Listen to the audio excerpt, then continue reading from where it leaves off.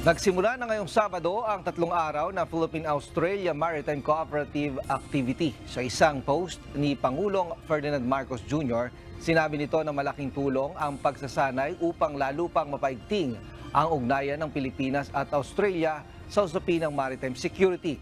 Kabilang sa mga sasabak sa nasabing training ang 2 barko ng Pilipinas, kabilang na ang BRP Gregorio del Pilar at BRP Davao del Sur.